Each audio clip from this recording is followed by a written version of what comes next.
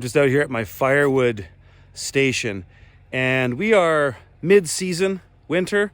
With the way things are melting, we might be a little further than that. But I started the season with 7 cords, and now I've got 3 1/4 maybe. Each of these cubes is a half cord perfectly, so 2 of them is a full cord. So that's what I'm doing. And this time of year, I set up my firewood season so that on the front end of it, the lion's share of work is done. So in this case, a little over half, 4 out of 3. So over half of the splitting was done at the front end, so that as winter was settling in, there's a lot of other things to do. There's a lot of responsibilities I have when winter's settling in on the homestead here.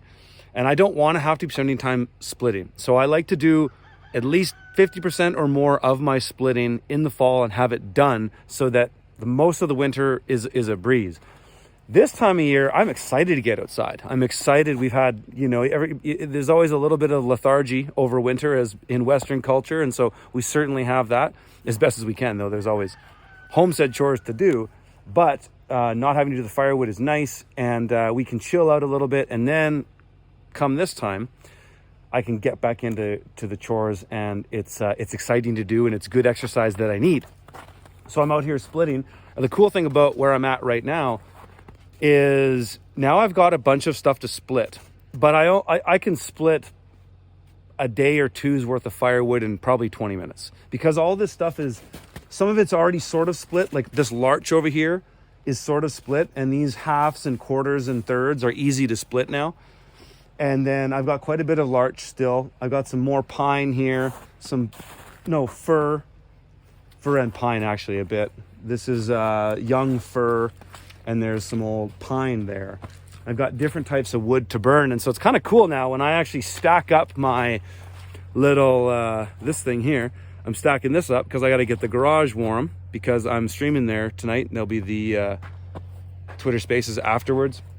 And I'm actually able to do a mix of wood, which is kind of cool. And I thought it'd be kind of a neat opportunity to show you a little bit about Canadian softwood and how we burn it. So I've got in my forest around me, I've got 80% fir, 15% larch, and then the rest is mostly pine with a bit of cedar in there. So it's fir number 1, larch number 2, pine number 3 that I have. And I do have cedar here, but I'm not going to cut them down. So, and sometimes I'll buy a bit of firewood too. This year I actually bought this larch from a guy. But most of my firewood comes from on site, because we have so much forest to thin, 30 acres of forest to spend time thinning out over the years, which benefits the forest as well. Helps with our fire resiliency. But we got 3 types of wood mostly, and I wanted to just explain to you how we burn them and where we burn them. So pine this is pine here. You can see the lighter color. This is a hot and fast fire, and burns not quite as long as larch or fir. But I like it for shoulder seasons, because in the fall, say kind of maybe it's early October when we're starting to have one fire, all we do is have a fire in the morning, and then that's it. And that whole fire burns out. So pine is great for that, because if it's dry, which this is nice and dry, it starts fast, burns hot, and just adds a ton of heat to that wood stove that holds for the rest of the day, because it's not even getting freezing outside yet. So that does it great. So it's great for shoulder seasons. And I'm going to start burning it again into March, probably, when it'll be the same situation, where in probably mid to late March, we'll only need 1 fire a day in the morning. And then that heat we hold on throughout the day and night. And prior to that, we'll have 2 a day, but when we'll be using pine for that. Fir, so I've got a bunch of fir here. That's a bit of fir and pine actually. And this here, these rounds here, this is mostly fir. So fir is mostly what I get from my land, and it's a good overall burn. I find it doesn't start as quick and burn as hot and fast as pine, but it burns long and steady. So once you get your fire going, burning fir is great. And that's mostly what I burn throughout the winter. Larch, on the other hand, which is, as they say, the hardest of the softwoods, it burns, at least noticeably to me, it seems to burn longer than fir, but more or less has the same properties if it's dried to the same degree. So this is all larch here. And this, yeah, I love this stuff. It burns so good. Once you got a fire going and you're not having to start a fire again, you're just throwing in larch. It's amazing if you've got it. Larch and fir are very close, but larch seems to burn a little bit longer. I noticed that I just use a little bit less of it because I stack up this little thing here, and this is what I bring into the homestead and the garage, because we're ground level, our entrances, and our house when it's finished will be the same way, that we can just wheel this thing in right into where we need it to go. And in this case, this is going to go into the garage for tonight's live stream in spaces, but the same thing goes into the cabin that we live in still, that came with this property when we bought it. So super convenient, but I get to do a little bit of a mix now. And so I'm just going, okay, well, I want to get stuff going quick. So I got some kindling and some small stuff from the pine to get a hot burn going fast. And then I took a few pieces of that larch and split it. And then this is also fir here. And this stuff isn't dried as much as I'd like it to be, but it does burn. And it's sappy though too. That some of the wood we just get on the property just isn't, it's not perfect. And so you kind of have to get what you get. But it's some kind of sappy fir that was kind of hard to split. It could be dried better. And actually that's one thing I do now. I'll put a little image of it here. I constantly dry the wood before I burn it. I got this technique from Ben Falk because he has a lot of content out there about his wood cook stove, and he cooks, it's a wood cooktop and all that, but he also heats his home. He always puts a couple pieces of wood in the oven next door to the wood stove just to get it drier.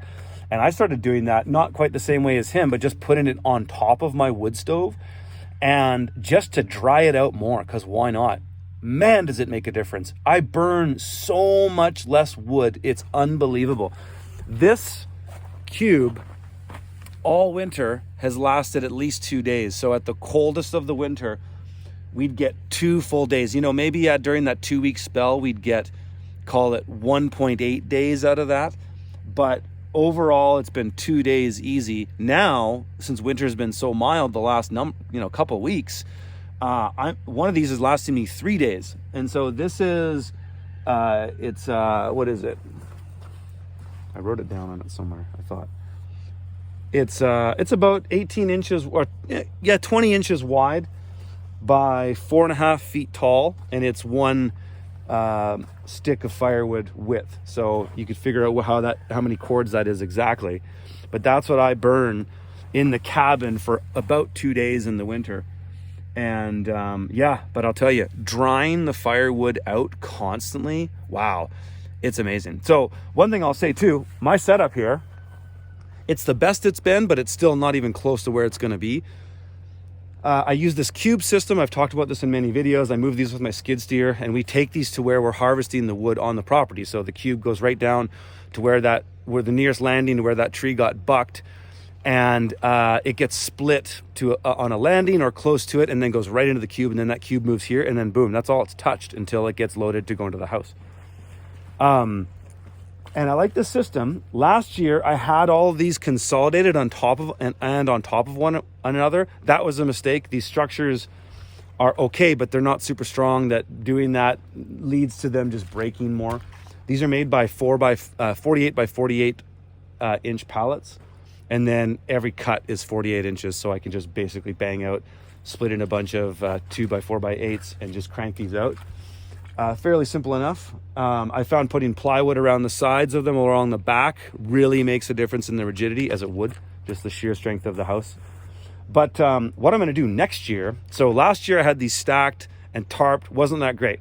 Tarping is a mistake. Don't even bother doing that. If you have to, at least put plywood underneath the tarp. Otherwise, all the sagging in them, it freezes and thaws and it punctures your tarp. So your firewood gets wet. So you have to do at least that. But what Ben Falk does actually, which is really cool, is on each cube, he has its own little steel roof. And I think for him that makes sense because he only burns 1.5 or 2 cords a year. I burn 6, 7. So that might not work for me. But what I'm going to do next year is I'm going to build a greenhouse here. I'm going to build a whole new high tunnel here.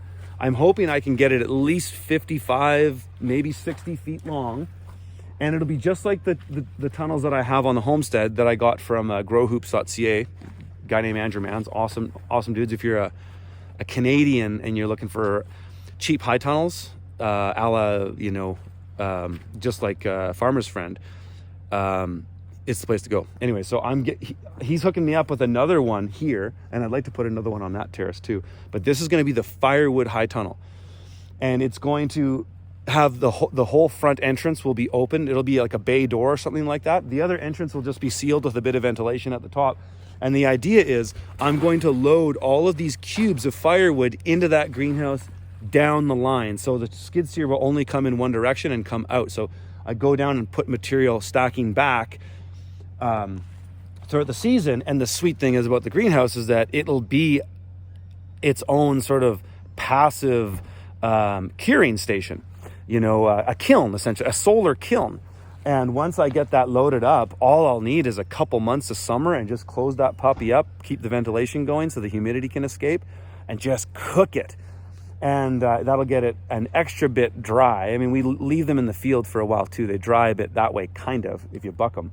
But of course, curing your firewood is what you need to do. And this is what I'm hoping can really accelerate that.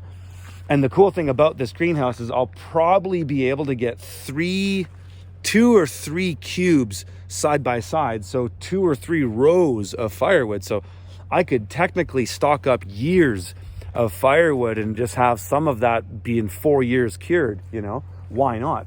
So that's the plan for this year. But anyways, folks, I'm going to be at Anarchapulco this coming week. I hope to see some of you guys there.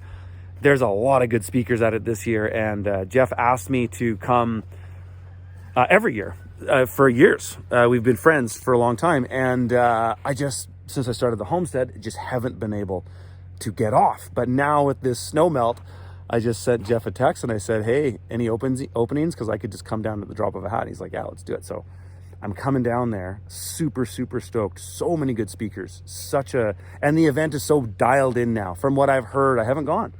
I've missed it many years. But it's a lot more dialed in this year. I can tell you from the communication that I've had with their team, it's been very smooth. So I think it's going to be a fantastic banger of a conference. So I'm super stoked to head down there. So that'll be the opening night is this Sunday. And it goes Monday through Friday. And then there's a bunch of other events afterwards. I'll be there for that main week, Monday through Friday.